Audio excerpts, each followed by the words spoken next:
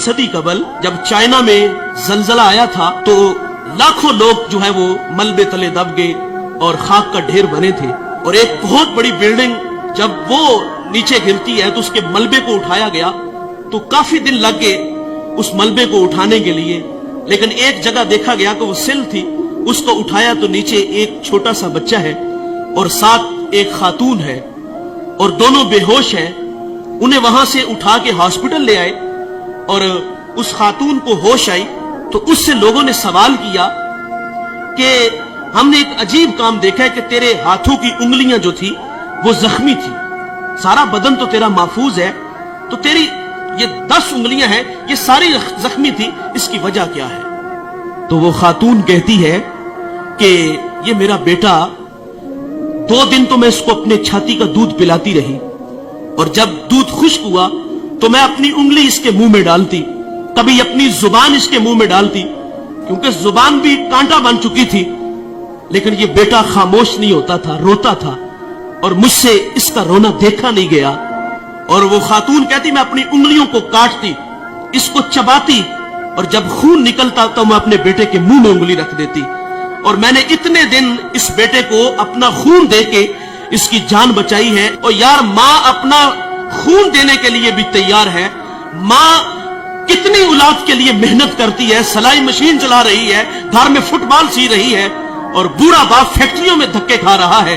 हम अक्सर रात लेट घर जाते हैं, किसी शहर से गुजर होता है तो फैक्ट्रियों से हम देखते हैं कि जवान भी निकल रहे हैं और रात 2 बजे बूढ़े भी निकल रहे हैं। जवानों को देख के ताज्जुब नहीं होता, बात समझ में आती है कि इनके ख्वाब है, कुछ सपने हैं, ये बड़ा घर चाहते हैं, ये बड़ी गाड़ी चाहते हैं, उसके लिए ये 18-18 घंटे मेहनत कर रहे हैं। ताज्जुब उन बूढ़ों को देख के होता है कि जिनके कदमों में अब चलने की सकत भी नहीं। ये वक्त तो खिदमत करवाने का था, लेकिन ये फैक्ट्रियों में धक्के खा रहे। वालिदैन की अजमत को सलाम करता हूँ, ये 18-18 घंटे काम इसलिए करते हैं कि पहले हमारे बच्चे स्कूल में पढ़ते थे, अब कॉलेज में है, यूनिवर्सिटियों में पढ़ते हैं, अब खर्चे बढ़ गए हैं, उनकी तालीम को मुकम्मल करने के लिए वो 18-18 घंटे काम करते हैं।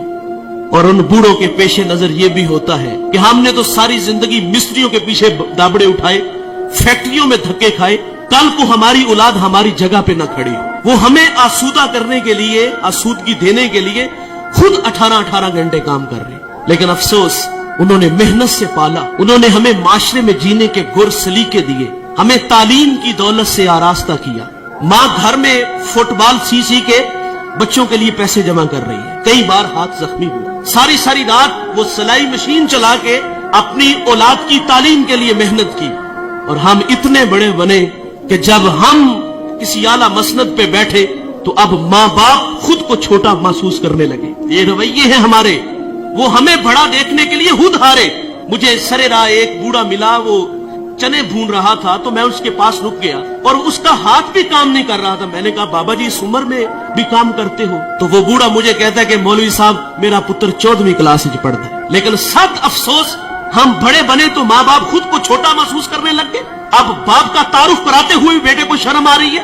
ओ भाई तुम अल्लामा हो, तुम मुफ्ती हो, तुम बहुत बड़े पीर हो, तुम बहुत बड़े सियासतदान हो, पूरे जिले के तुम मालिक हो, लेकिन साहिब जब घर आया करो ना तो ये सारे स्टार, ये सारे एजाजात उतार के आया करो। जब घर में दाखिल हुआ करो तो वही 25 साल पुराना बबलू बन के आया करो। इमाम आजम अबू हनीफा रहमतुल्लाह अलैह, कितना बड़ा नाम है, आपके उस्ताद हमाद रहमतुल्लाह अलैह की मसनद पे बैठे हुए हैं, आपका फतवा चलता है और माँ इमाम आजम को वही बचपन का वो जो है वो भोला भाला बेटा समझती है। और माँ अक्सर कहती कि मुझे ये मसला दरकार है, ये मैंने मसला पूछना है, फला जगह एक बूढ़ा आलिम है, चलो उसके पास मसला पूछने चलते हैं। बेटा ये नहीं कहता माँ मैं खुद बहुत बड़ा आलिम हूँ। माँ ने कहा उस आलिम के पास जाना है तो इमाम आजम सवारी तैयार करते, माँ को उस पे बैठाते और खुद नुकेल पकड़ते और आगे आगे खुद चलते, उस आलिम के पास जाते, दस्तक देते, वो बाहर आते तो